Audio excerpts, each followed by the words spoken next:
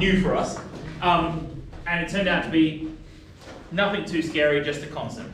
Today we're going to look at something else new for us, and it's a different class of functions.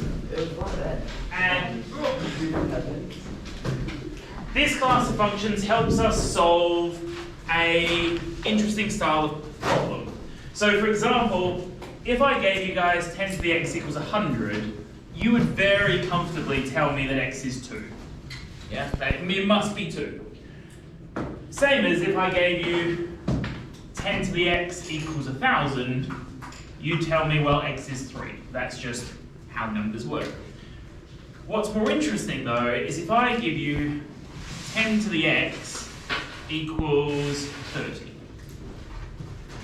Now, you could probably take a guess at it, and the guess would come from the fact that you know that 10 to the 1 is 10, and 10 to the 2 is 100, and because 30 lands somewhere between 10 and 100, you can guess in this case our answer is somewhere between 1 and 2. So you could have a shot at guessing. You'd be like, 1.4-ish, 1.5. We can have a random guess that gets us between two integers, which is pretty good. We can also get an estimate graphically. So just reminding ourselves that we can solve this on our calculator. So grab your calculator, and we'll do it quickly.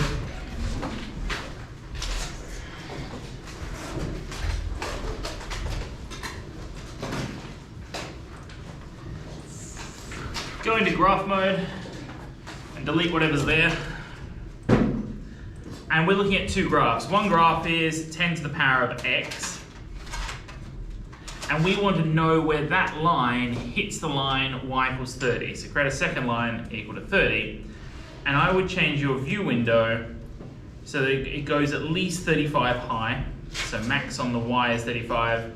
And because we're really interested in numbers between 1 and 2, I'd probably just go from -2 to +2 on the x. And you should be able to get a decent image of where the graphs intersect. And if you want to find an answer, you can hit gsolve intersect, and x is about 1.48.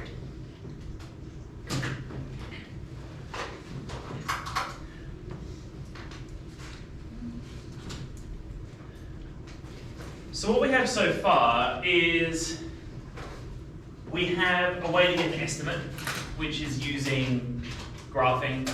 We have a way to get an estimate, basically just using old school estimation of must be between these two numbers, let's have a shot. But in order to get an algebraic answer, or what we call an exact answer, we need a new tool. And this tool is called logarithms. And logarithms are a type of function. So I thought I'd just start this by reminding you of what functions are. For example, sine is a type of function. And functions work, you put a number in them, they do something, and they spit a number out. In this case, if you put theta into sine, it asks itself, okay, if I made theta the angle between the x-axis and we went around the unit circle, I'm going to spit out how high it is. And we've seen this before with trig. And we spit any number into here, and it comes out like that. Importantly, with functions, we can't do things like this. So if I told you that sine theta equals 1/2, you can't divide by sine and tell me that theta equals 1 on 2 sine. That, you can't do that with sines, with functions rather. It's not a variable, you can't get rid of it algebraically. You can get rid of it by doing the inverse of a function, so inverse sine will undo sine, but you can't divide it out.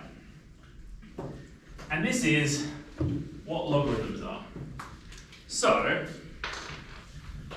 if I take a number, say 30, and I put it in to what's called a log, what comes out is a number here. That would, if 10 is raised to that number, I get back to 30. So log is very simply saying, okay, what number do I need to put above 10 to get me this number? So on our calculators, if you type in log 30,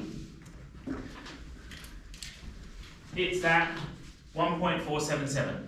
So what we're saying here is that if I do 10 to the power of 1.477, that will equal 30. But of course that's just an estimated number.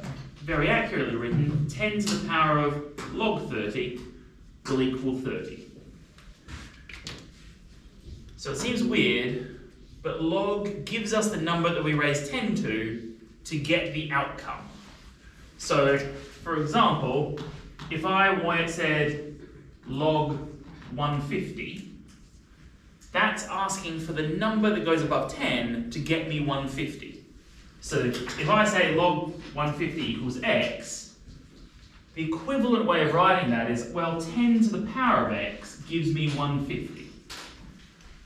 And can we take a guess what x might be? Like, between which numbers? Yeah, nice. It's between 2 and 3. Because we know that if x is 2, we get 100. If x is 3, we get 1,000. So if we're aiming at 150, it's between 2 and 3, probably closer to the 2 side. So if I type in log 150, I get 2.176 something. If I do 10 to the power of that same number, it gives me 150. So log is a function. When we put a number in, it tells us the number we must put above 10 to get back to that number. Does that make some sense? It's a bit like sine. We put a number in, it tells us something else. So in this case, log of anything, we should be able to have a reasonable estimate at. So for example, log of 3,000. We're thinking 10 to the power of something gets me 3,000.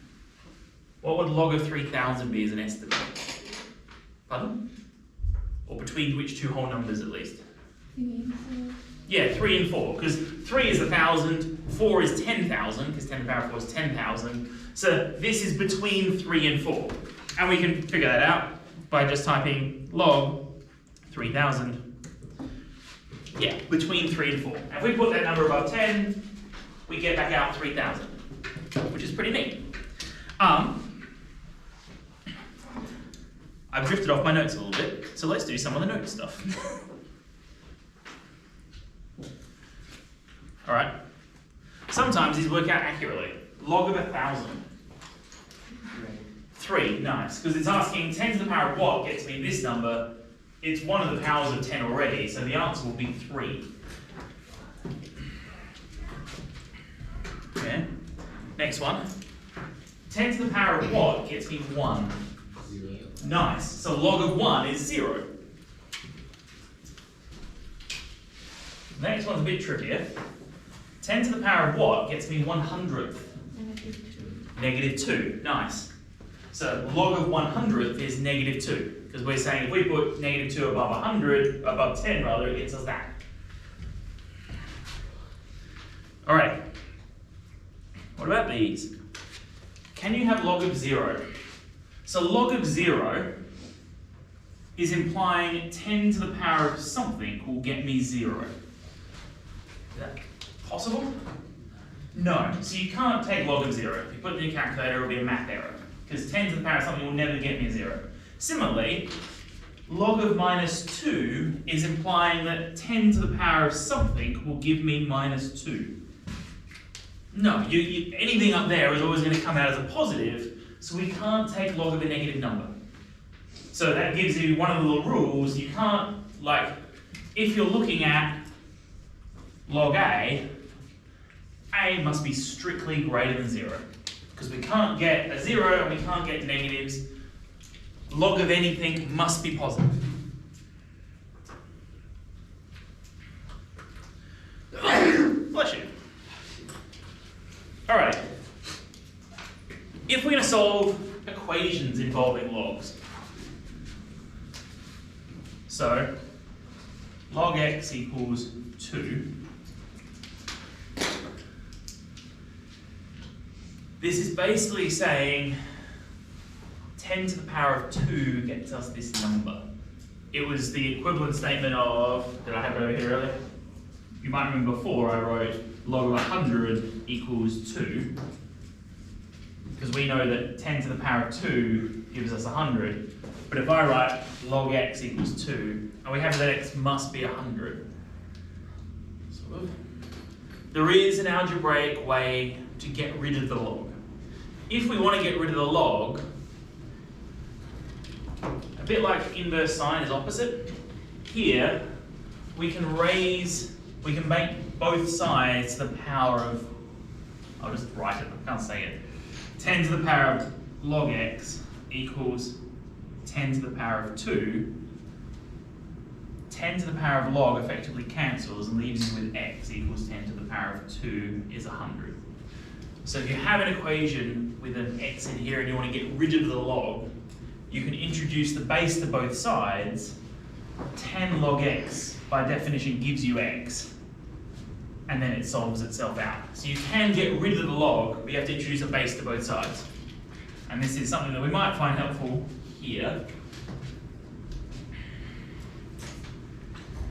This one.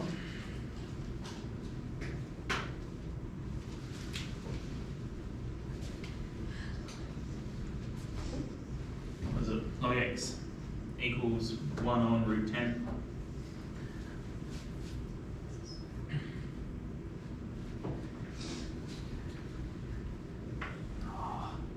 It's easier to think of it the other way.